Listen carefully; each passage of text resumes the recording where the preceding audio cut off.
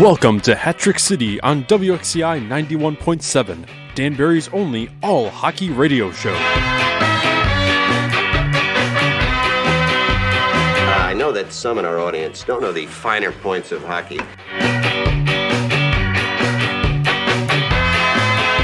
You want me to dummy you again? Hat tricks, baby! Woo-hoo! Ladies and gentlemen, welcome back to Hat-Trick City. I'm your host, DJ Patty Cake, and this is also joined by DJ Uncle Matt here in the studio. We got a few things to talk about. I know we took a little bit of a week off, given there wasn't much going on with the teams at that moment, so we figured we'd hold off till this week, considering this is going to be a big weekend coming up. Big weekend. With the Fed opener, but before we get into that, we want to talk about last weekend's set of games. Had the Null play Friday, Saturday against the New Hampshire Mountain Kings. Pulled out their first win at home of the season on Friday night. Real nice Friday night win. I mean, just in terms of the guys sticking with it the whole way. It's taken consistency, and I'll be honest with you, even if you're winning games in not the most refined fashion, I think that just grinding away is being way more consistent than we've seen from that team in the past. And I think even Saturday night's game, there was a good amount of fight in the team. Hope that continues. And there was a good amount of fans both nights, and hoping we see a little more of that on the NAHL level. And also the WestCon Wolves Ice Hockey Club started their season the weekend prior to last.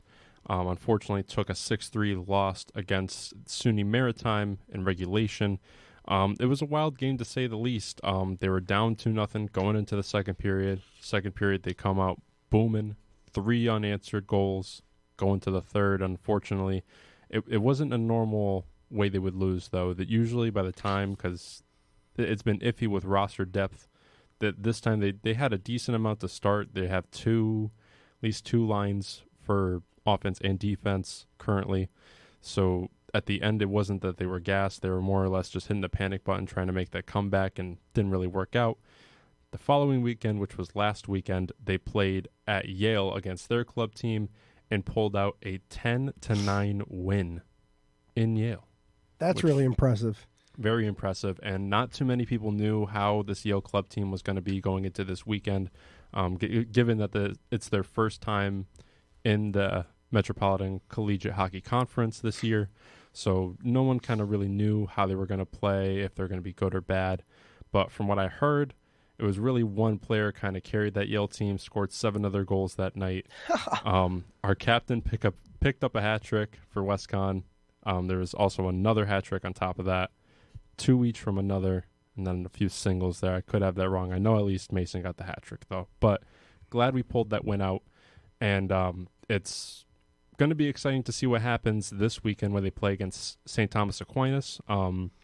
I know it's kind of a rough rink to play in just because of how cold it is in there. And, I mean, given we've gotten more guys. Where do they play, the Sportorama? Yeah, Sportorama. That place is cold. I mean, I don't know how those guys do it, but, they do. And St. Thomas is good so far. I mean, as far as I know, they're currently 3-0.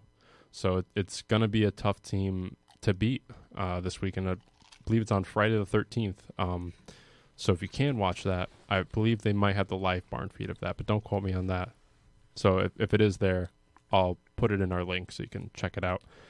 But also what's coming up before we get into a few immediate things, the Mustache Classic 5 is coming soon, November 4th. Matt, tell us about it. Wow, 5. But before we get into the Mustache Classic 5, I just want to say it's a great day when WestCon beats Yale in anything. Yeah. The bribes that were going to the Yale soccer coach, girls soccer coach, is probably larger than the entire WestCon sports budget. And I'm sure it's larger than the club sports budget as well. So it's great to see WestCon come out on top. This is really a great college with good people involved.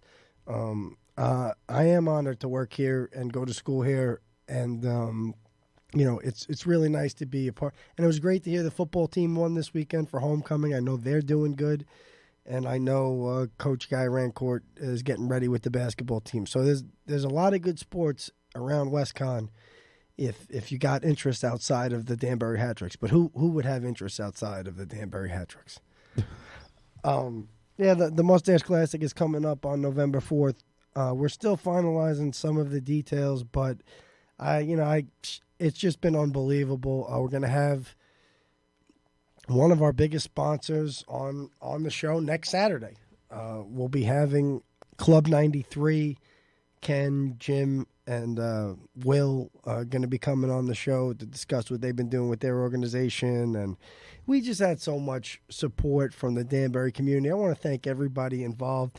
Definitely Jim and Patricia Hutchinson, who have really just got behind it. Definitely Dominic Alessandro. We wouldn't be able to do it at all without Dom and Alessandro Weber Design, especially this year. We wouldn't be able to do it without them. And it really is just that there's a lot of great fans. Eddie Nitro, these people who gave a few bucks here and there. Beyond that, it's a wonderful thing. We've raised $107,000 for men's cancer and suicide prevention, having these one-day tournaments and outings. This is the 5th time we're going to do it. Again, it's just a humbling thing, really, for me to bring so many people to town to experience Danbury hockey. Like I said, I have the most fun at the Hat Tricks game that night because all of my responsibilities, which are actually weighing down on me like crazy right at this moment, but all my responsibilities will be over. So, listen, it's a great event we've done. We put a lot of money into Danbury. We spend money with all of the businesses that the listeners know. TK's, we spend money with. Charter Oak Brewery, we spend money with. That reminds me, I have to call the limo people this week. Overall, I want to thank everybody, and if anybody feels like they want to contribute to the Mustache Classic, just get in touch with me. It's MOUSTHCE Classic on Facebook and Instagram, and we'd love to have your support.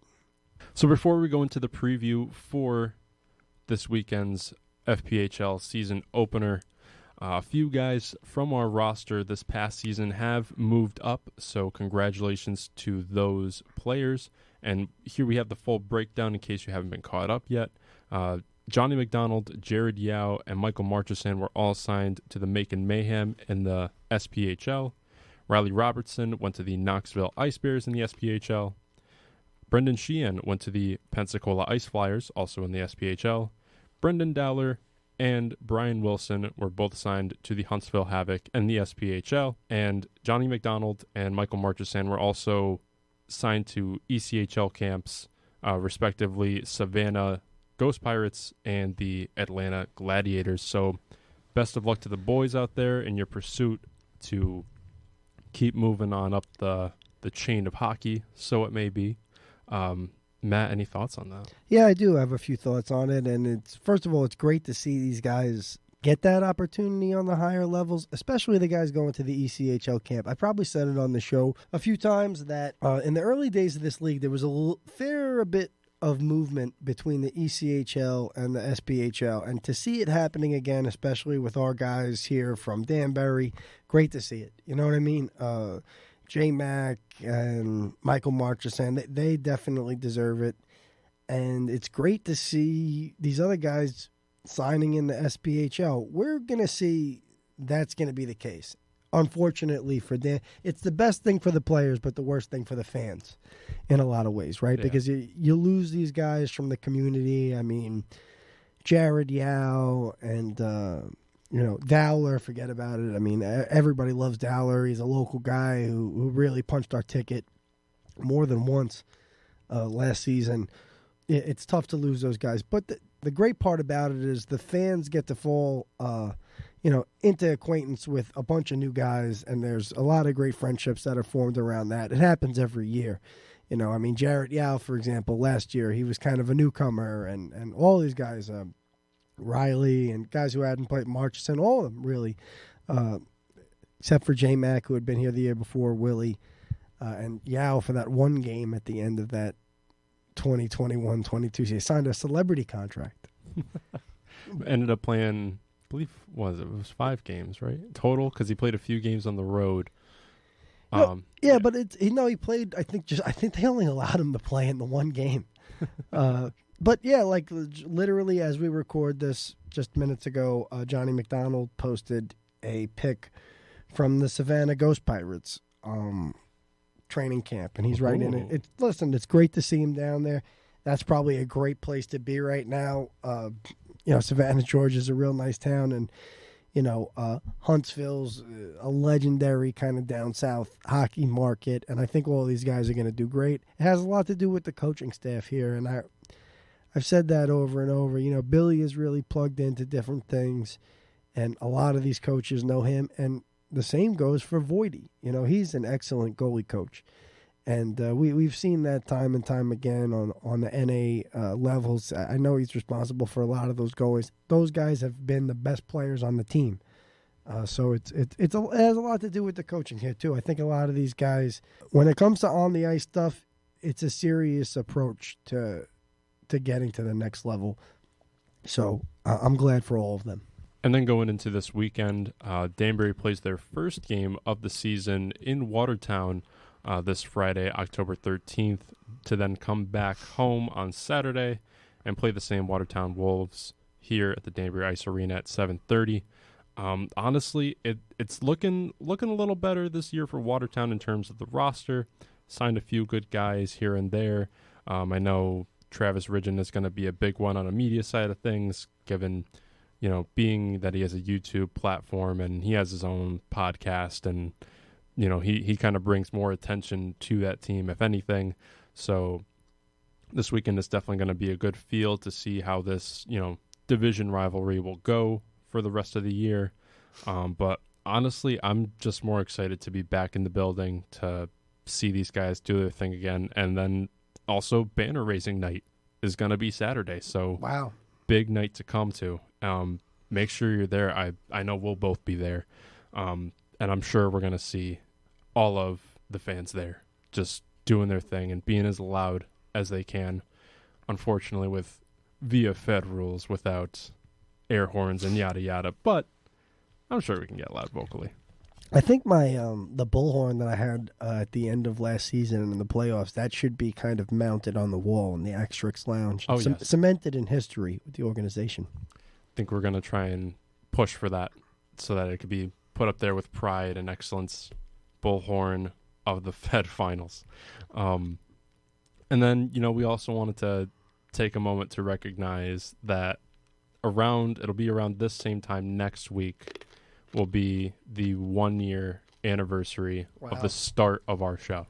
What an incredible year it's been. I mean, obviously, given we went all the way, we won the whole thing in our, within the first year of starting the show. So alongside that, I mean, that was kind of crazy to be there all the way for that in just the first year of doing this show.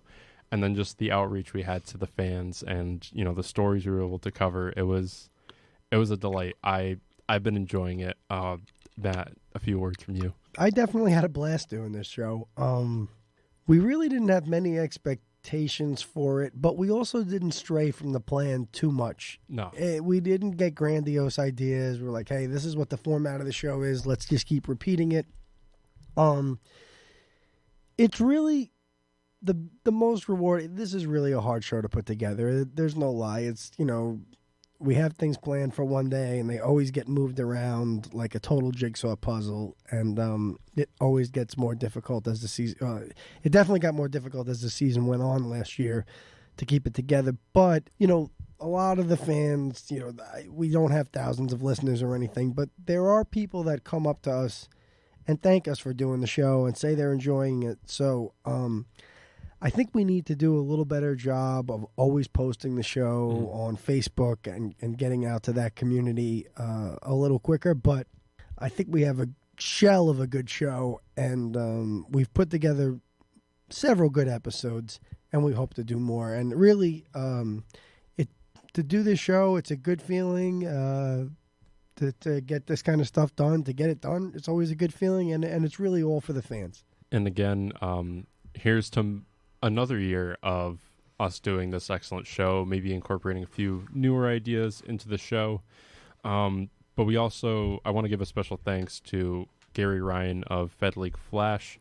He gave us a little bit of a shout out when he went over all the Fed media spaces to go to, mentioned us for about a minute or so. So again, thank you, Gary Ryan, for that mention. Thanks, Gary. Again, completely unnecessary, but appreciate it a lot. So without further ado, here is the 32nd episode of Hat Trick City. Hey, this is Johnny McDonald, a.k.a. J-Mac, Hat Trick's defenseman, and you're listening to Hat Trick City on WXCI. Ladies and gentlemen, we are here in the studio to kick off the Fed season with the first interview of said season. Billy McCreary is here in the studio with us. I know Matt has been itching to get to it, so Matt, take us away. Billy, it just looks like the whole training camp situation and the off season and the free agent camps, whatever happened, it worked out a little different this year. Yeah, I mean, across the league, it's a little different. I mean, we're starting, a few of the teams in the Northeast have started training camp. I think a couple teams started maybe last Wednesday or last Thursday. We started on Monday. There's some teams in the South that aren't starting for another 2 weeks, so there's a lot of things that go into putting together a minor pro hockey season, and we thought it was best that the guys come in this past Sunday and get on the ice here Monday through Thursday. It's a short camp, but we got to make sure we hit the details on the ice to have the success we want this weekend. Why do you think that is? Is it just like a scheduling thing that these other teams aren't starting for another 2 weeks? I know down south they really, weather and football, and there's other factors that kind of makes ice tough to come by down there. Mm-hmm. So, when you wait a couple weeks, it's you get a little bit of reprieve down there. I mean, having played in the Southern Pro League in Huntsville, I remember when Alabama and Auburn are playing that weekend. There's just nobody coming to hockey games. It's all football. Yeah. But once college football ends, the stands are packed, and it's really a game changer. So for them, I think it's a bit of a business decision, and we got to roll with it across the league. I mean, that's similar too in the Northeast, right? Once the Super Bowl is done and that's over, I think we do see bigger crowds. Even at Danbury Arena, we probably see. For sure. Once the Super Bowl is done with, tell us what new faces. We do a lot of talking about the familiar faces on the show. We didn't do a whole lot of talking about kind of the familiar faces that people are going to get to know. Well, yeah, you're kind of putting me on the spot here. 'Cause I don't know the guys myself. We've got a dozen new guys in here, and we're day 3, so I'm still getting to know names and faces and all that kind of stuff. But it's a good group of guys, and we really do a lot of our recruiting out of the college programs, the D3 programs, and that's kind of the same here with this group. And Nicky DiNicola is a familiar name that's kind of back in the mix. Brandon Stochevsky coming out of the GMHL, I believe. He took a year off last year and got his degree, and now fully into playing hockey. Excited to have him. Ryan Terse is a New Jersey kid, I believe, like South Jersey area. Played in the EHL, played a little bit Division III hockey, and he'll be here now. So kind of the same pipelines we've had. There's a kid here, Misha Sivic, who's a defenseman that I actually gave shooting lessons to probably, 12 years ago. Wow. So to see him kind of go through the game and progress, and now he was playing, I think, pro hockey in Sweden, maybe in the third level over there. He's been here at camp. He's been great, and we'll see what these guys can do in the game. What's it look like from a guy like DiNicola, and how much does that mean to a team like this to have a guy he's been playing over in Italy? I think he was in Como last year and stuff like that. What does he look like? I mean, I remember what he was like when he was in here, and I guess that was 19 or 20 when he was here. But he looked great, and what's he look like now? Yeah, I mean, similar player. He's he's got good speed. He's a very quick player, good hands, good shot, good vision, makes good plays. I mean, he's kind of that all-around competitor, and certainly continue to drive the speed for us up front. And we've got a lot of guys. I mean, that can scoot with him. Another new guy, Jojo Carbone, out of Division III college. He's just a motor, and Mikey Falanga, probably one of the fastest guys in the league, and we've got a few guys that can keep up with him this year. So, adding that speed has certainly been an emphasis for us. So it's, it's early, but it's good to see. Talk a little bit about I know everybody has seen the last week or two the SPHL roster for their training camps and stuff like that. And obviously Brian Wilson, I think he's in Huntsville, right? Yep, he's in Huntsville. What's going to happen on Saturday night? Where do you see the goalie situation being in the depth chart?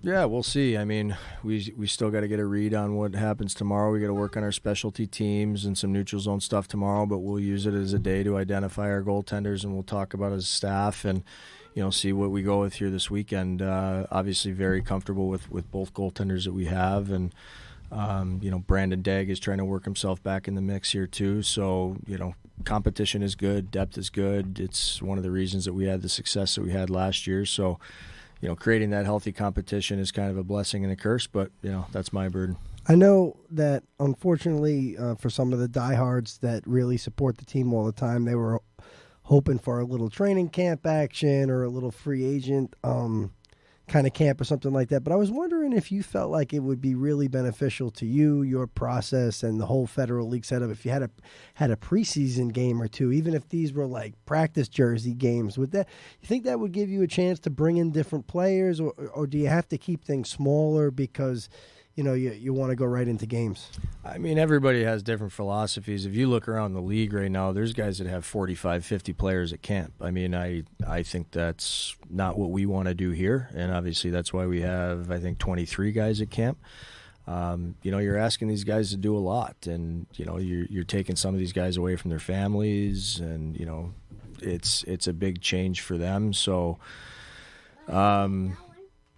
yeah, I mean, we trust in the group that we have, and we don't really follow suit, so to speak. And if other teams are having 45 guys at camp, it doesn't mean that I just want to go out and grab another 20 guys so I can put them up in a hotel and feed them and then send them home and break 20 guys' hearts. Like, there's no reason, in my opinion, to have two teams at a training camp. That's not what we've really ever done. We've always had smaller camps, and we kind of build that family atmosphere, and we build on the culture in the room, and that seems to work for us. So again, it's a little bit of a shorter camp here this year, but it's kind of the same philosophy.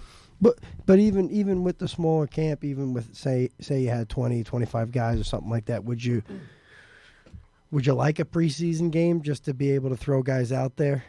I'm not a big preseason guy, to be honest with you. Again, yes, these guys do a lot. So the guys that we put the time in and we recruit, we know what we're getting, and we just want to get to work. And, I know if you looked at the game last night between Elmira and Watertown, I mean, none of their top players are playing. It's all guys that are going to be, most guys that are going to be cut today. You know what I mean? Yeah. So what are we really evaluating, right? I'd rather put time into the guys that are going to be here, that are going to put their heart and soul into Danbury. And not that I don't want to put time into other guys as well or give people opportunity, but we have a process here, and you got to earn the right to be a part of that process. And speaking of Watertown, this Thursday we're starting off the season on the road. Tell us kind of how you're prepping these guys for that to start off the season out in Watertown. Yeah, well, training camp has kind of been twofold, getting these guys, knocking the rust off a bit and getting their conditioning up, but also, preparing for Watertown. And I think one thing that Watertown did well for us here already is played a game against Elmira last night. So, we have a look of what they have this year. We understand their roster and kind of the game that they're trying to play already. We haven't played a preseason game, so they don't get that pre-scout against us. And, that kind of gets into the details of coaching and all that kind of stuff. But we'll break down video. We'll go about the process like we always do, and, certainly still expect the same results that we always have. And then on top of that, this weekend, just a big weekend for all Danbury fans considering, being banner night. Is there any kind of emotion that's going through your head about that night, or are you more focused on just starting off with that Thursday and taking it day by day? Yeah, I pretty much told the guys day one that, if we're thinking about the championship from last year and we're worried about these things that are going up in the rafters and on our fingers, it's only a distraction from what we need to do and what we want to do. So we certainly have to enjoy the moment. We've all earned it across the board from top to bottom in the organization. So, we got to enjoy the moment. But, again, it's another hockey game. So we need to be focused on the 2 points and doing what we need to do to bring a championship back and potentially raise another banner instead of, just focusing on the banner and the championship that we won last year. So, obviously the roster always is a little volatile, but do you have an idea? You don't even have to say who they are, but do you have an idea of some guys who might be coming back already? Or is it too early in the SP? Yeah, no, I don't want to say. I know a lot of the guys love this show and they listen to the show, and I don't want to, give them any doubt that they aren't going to be at that level. But what I can say is all the reviews that I've gotten are very positive, and the guys that are at camp are making an impact, and that's why they come here, and that's why we put the effort that we do into developing these players and teaching them how to be good pros, teaching them how to be a part of a winning team. You win a championship, you got to expect that guys are going to move on, and then we'll certainly get some back, but we want them to to climb the ladder, reach their dreams. You look what Dylan Kelly did playing in the American League. Guys call me and talk about that all the time when I'm recruiting and vetting players. And the more guys that move on and have a great experience at the next level, it just brings more guys here. And at this point right now, I just think that we've got a good core and the fans are super excited. Billy, before we let you go, why don't you just tell us about the approach that you've had just kind of in the off season? How have you had to pick these guys knowing that how have you had to pick these new guys knowing that so many guys were going to get the opportunity to move up, which has also been really great, because I think it's really going to be good for the future of the team to have guys that went to ECHL camps. Especially a guy like Marchesant, who really was, I think he was considering going to college before the hockey season started or something like that. So it really, that was he was the MVP of the league, but it was a really quick jump for him to get to that ECHL level. How do you have to pick guys to replace those good guys? Well, it's very difficult. Again, it's really just going through our process and talking to, our players are really good recruiters because they've played with really good hockey players, and, they have relationships with a lot of guys in the game. So, we talk to the players, I talk to coaches, I talk to scouts that we have, and it's just about, plugging holes that we potentially aren't going to get back, right? Again, it'd be wonderful to have a guy like Marchie back in our building, but we have to be prepared for if that's not a reality for us, who can come in and potentially fill that role. It's a lot of the recruiting and talking to the players, making sure they have the right mindset, the right willingness, and then it's about getting to work on the ice and teaching them the detail and seeing who's willing to do what we need to do. Yeah, and it's definitely there's definitely proof that it kind of takes one to know one. Yeah.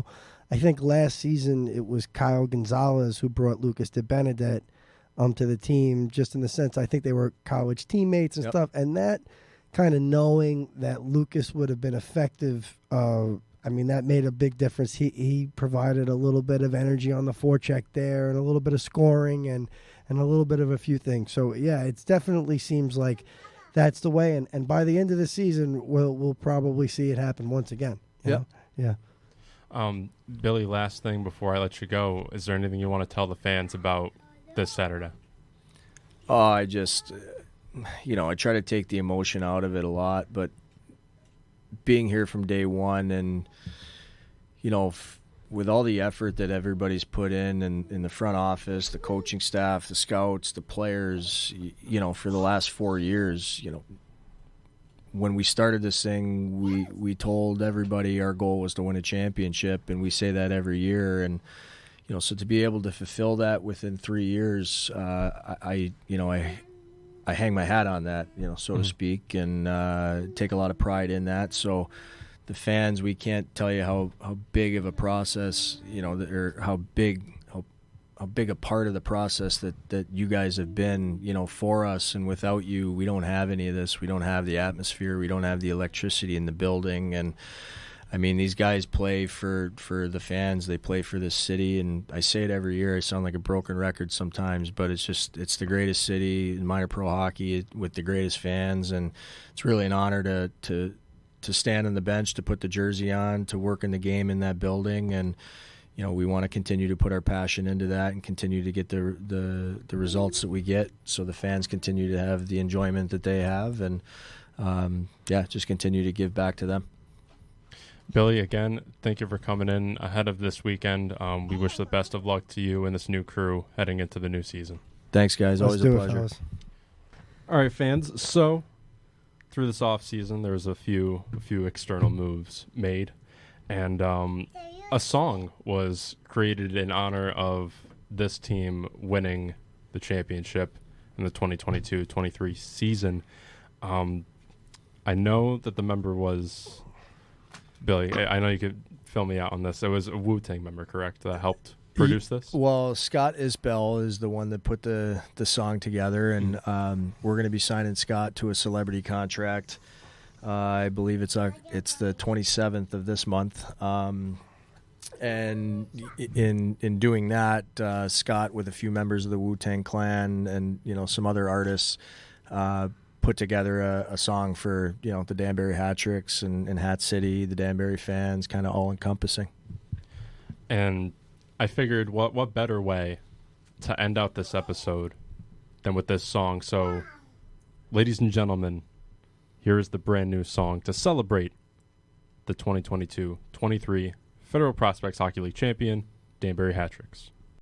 The bad boys of hockey. Wars for the kids, white boys is kids. Don't get it twisted. Welcome to Danbury, Connecticut, home of your Danbury Hat Tricks. Opponents, you have been warned. Attack the Golden City. Danbury Hat City, we must protect the city. Hat City, Hat City, we must protect the city. Danbury, Danbury, here to defend our families. Danbury Hat Tricks, protect your neck, protect the sides. Danbury Hat City, we must protect the city. Hat City, Hat City, we must protect the city. Danbury, Danbury, here to defend our families. Danbury Hat Tricks, protect your neck, protect the sides. Ice cold, we playing hockey. Hat tricks, we never sloppy. Fighting, winning, do you copy? Hat City, do you got me? Danbury with the diamond hands. Fly Hawaii, give it to the fans. X and Brian always understand, and Ruiz and Mac always got the plan. The flame be melting the plastic, and I'm a prince, I'm a bastard. I'm a student, but I mastered with all the sounds that I captured. Can't check Hat City. My exact words are my adverbs, and I run the ice till my calf burn. Got a right place to the class learn. Hat tricks. Danbury Hat Tricks. Kids on the numero uno. The man we captured has escaped. Danbury Hat City, we must protect the city. Hat City, Hat City, we must protect the city. Danbury, Danbury, here to defend our families. Danbury Hat Tricks, protect your neck, protect the sides. Danbury Hat City, we must protect the city. Hat City, Hat City, we must protect the city. Danbury, Danbury, here to defend our families. Danbury Hat Tricks, protect your neck, protect the sides. We shoot to score and punch to knock out. This is an ocean of sharks, it's been so since the start. A billion bars, these are the lyrics of stars. No excuses, I'm a truth bearer. I leave snakes raining in terror. I'm a scarer, I smash faces and I'm the declarer. I'm the bearer of bad news, make fools pay for what they choose. I'm a student of the woo, white boys is tough too. Slap shot them handsome brothers, we here for old time hockey. Say shit to my face, sit down and shut the fuck up. League keeps changing the rules. They caught the Danbury flu. They took away our air horns, but can't take away our pride. They're trying to rig shit against us, but we still prevail. As we sail to the top, this is our destiny. Hat City, reach for the stars, so we'll get the moon. Reach for the stars, reach for the stars, reach for the stars, so we'll get the moon. Y'all don't get it twisted. Danbury Hat City, we must protect the city. Hat City, Hat City, we must protect the city. Danbury, Danbury, here to defend our families. Danbury Hat Tricks, protect your neck, protect the sides. Danbury Hat City, we must protect the city. Hat City, Hat City, we must protect the city. Danbury, Danbury, here to defend our families. Danbury Hat Tricks, protect your neck, protect the sides. Sucker MCs better hide in the dark. of the stars called the Virgo cluster shine ever so bright. Filled with luster from a distance, it may not be what it seemed. The gleam ever so bright, it's always seen. Come a little closer, look into the beam. Quench your eyes a bit, see what it mean. Do that duty. God love work and beauty. Trying to reach the moon. Yours truly at night when I lay back under the moonlight. Sipping fancy wine and getting my tunes right. Woods for the kids, gotta keep it generous. Used to be 9, homie, now it's 10 of us. The level we gon' reach to break the mold. Under the moonlight, it start to get cold. 2 fly ladies come out and they roll. Let them reach for the stars and touch the globe. Take all their problems, dump them on the road. Release yourself, let the music take a hold. Flow through the galaxy, feel it in your soul. Now lose yourself like you out of control. Now lose yourself like you out of control. So come on and get up now. Forehead black down golden vinegar. My whole team use salt and vinegar. We must protect the city, hot city, hot city. We must protect the city, Danbury, Danbury. Here to defend our families, Danbury, hot tricks. Protect your neck, protect the sides, Danbury, hot city. We must protect the city, hot city, hot city. We must protect the city, Danbury, Danbury. Here to defend our families, Danbury, hot tricks. Protect your neck, protect the sides. On the numero uno.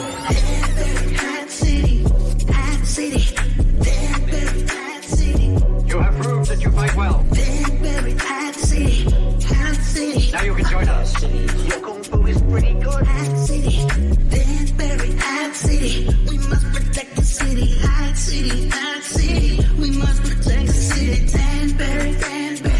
Here to defend the families, Danbury, hot tricks. Protect your neck, protect the sides, Danbury, hot city. We must protect the city, hot city, hot city. We must protect the city, Danbury, Danbury. Here to defend our families, Danbury, hot tricks. Protect your neck, protect the sides.